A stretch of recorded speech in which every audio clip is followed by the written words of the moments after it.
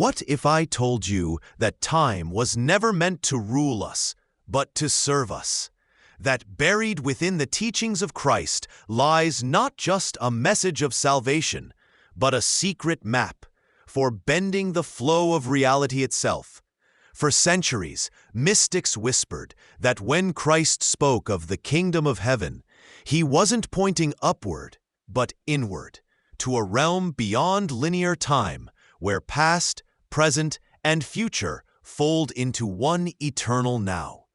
What if his miracles, the healings, the resurrections, the transfigurations, weren't acts that defied nature, but acts that understood it at its most fundamental level? Tonight, we'll uncover how Christ's words, "Before Abraham was, I am," may hold the most profound key to temporal mastery ever spoken, a blueprint for healing not only the body, but the timeline of the soul itself. Because when you understand time, you no longer chase miracles, you become one. To most of us, time feels like a river, flowing from the past, through the present, toward the future. But to the mystic, this perception is only the illusion cast upon the surface of eternity. Saint Augustine once wrote, "What then is time? If no one asks me, I know. If I wish to explain it, I do not know." Even he sensed the truth that time cannot be measured by clocks, only by consciousness. The ancient Essenes, the spiritual sect from which Christ himself may have drawn wisdom, believed that time was alive, a breathing intelligence. They called it the wheel of becoming. To them, moments were not separate. They were echoes within a single divine vibration. Now imagine this.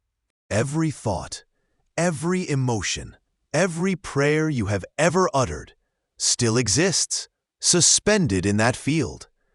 The past does not vanish, it vibrates. The future is not born, it beckons. And the present is the gateway between both, a portal through which the eternal consciousness of Christ can reshape reality itself. When Christ said, "Take no thought for tomorrow," he was not merely advising peace of mind, he was hinting at mastery. For to worry about time is to forget that you are its author. What if faith, true faith, is not the belief that something will happen, but the awareness that in another layer of time, it already has? Christ and the collapse of linear time. To understand Christ is to understand a being who walked not through time, but around it. Each miracle, each act of divine intervention was a ripple sent backward and forward across the fabric of existence. Think of the story of Lazarus, 4 days dead, the stone sealed, decay already set in, and yet a single command, "Lazarus, come forth." In that moment, death itself, the ultimate marker of time's power, bowed before consciousness. Christ did not reverse time. He collapsed it. He stood in the eternal now, where decay and restoration coexist, and he chose the frequency of life. Mystics from Meister Eckhart to Jacob Boehme spoke of this same paradox, that the soul which touches the eternal moves faster than time, bending cause and effect into a single point of divine awareness. When Christ walked on water, he wasn't breaking physical law. He was revealing that physical law is born from spiritual law. He existed in a state of coherence so perfect, so harmonized with the source, that density itself obeyed. To walk on water, you must vibrate at the frequency of peace. And at the transfiguration, when his body shone like lightning, time again dissolved. The veil lifted, and his disciples saw what was always there, the timeless light, clothed in mortal form. In every miracle, Christ was showing us not what he alone could do, but what consciousness itself is capable of when it remembers that time is not a prison, but a pallet. Healing the timeline, Christ's method of temporal redemption. If every moment still exists, if the past is not gone, but merely vibrating on a subtler frequency, then the question arises, can it be healed? Christ's life answers with a resounding yes. When he healed the leper, he didn't fix a body. He realigned the memory within that body.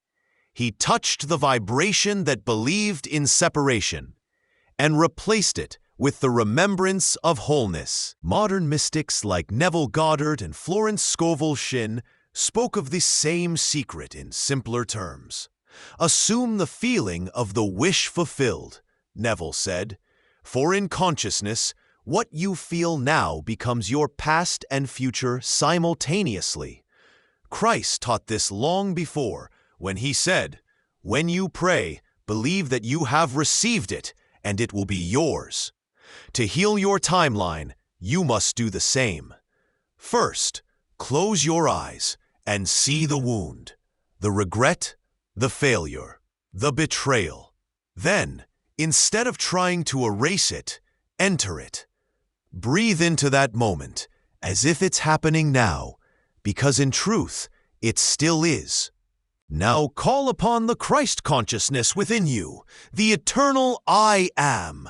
Say inwardly, in this now, I forgive, I restore, I bless. See the light flow backward through the corridors of memory, touching the frozen images of pain, and as it does, they begin to shift. The faces soften, the event releases its grip, the energy returns to you.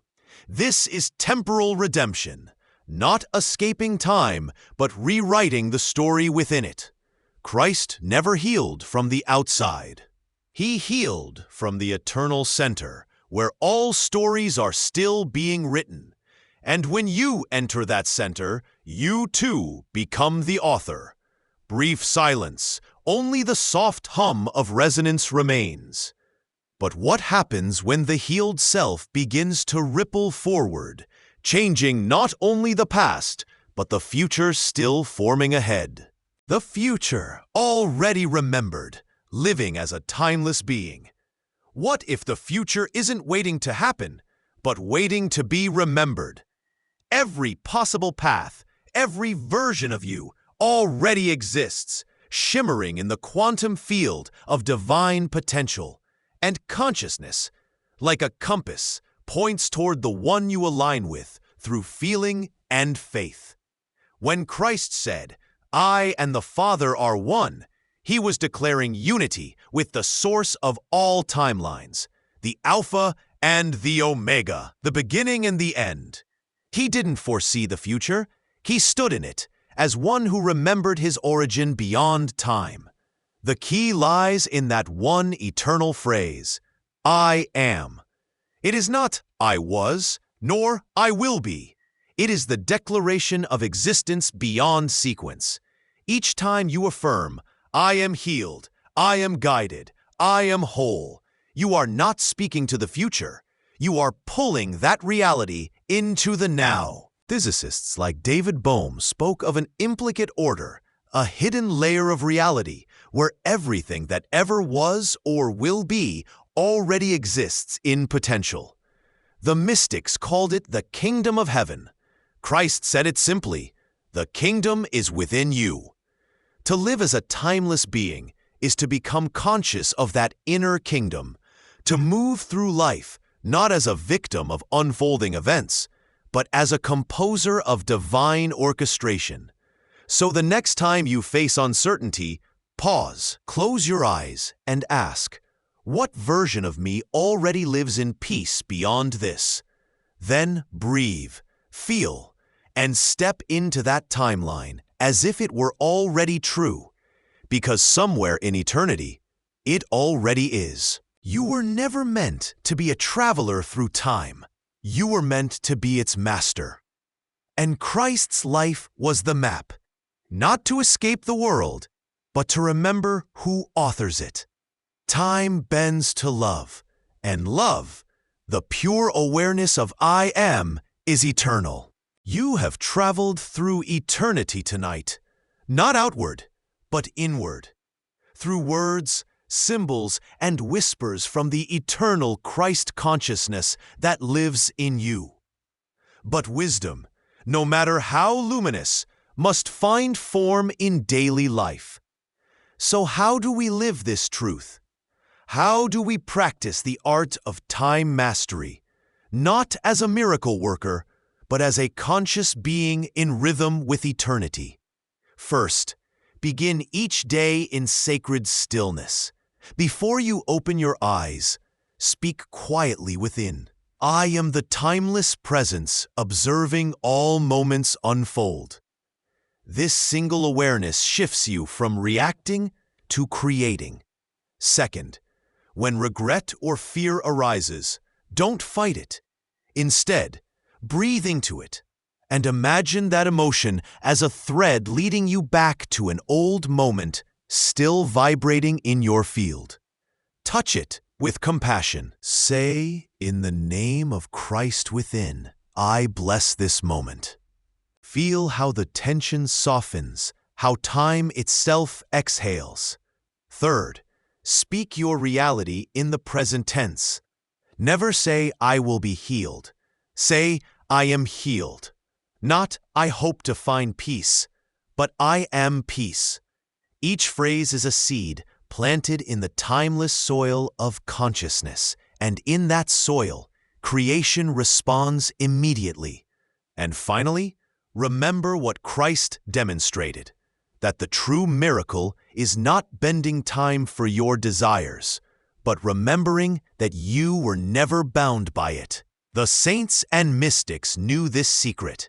From the Essenes of ancient Judea to the visionaries of the modern age, all spoke of one eternal truth, that the light of Christ is not in the future we seek, but in the awareness that this very moment is already whole. So take a breath. Feel the eternal pulse of I am within you. Time bows before it. Creation listens to it, and through it, you remember what you have always been, a being of light, timeless, awake, and free. May you walk as Christ did, not in the shadow of time, but in the brilliance of eternity. And may your every moment become a doorway back to the timeless presence of love. Like, share, and subscribe, not as an act of support alone, but as a declaration that you are ready to remember, ready to embody the timeless self, ready to master the art of creation through love.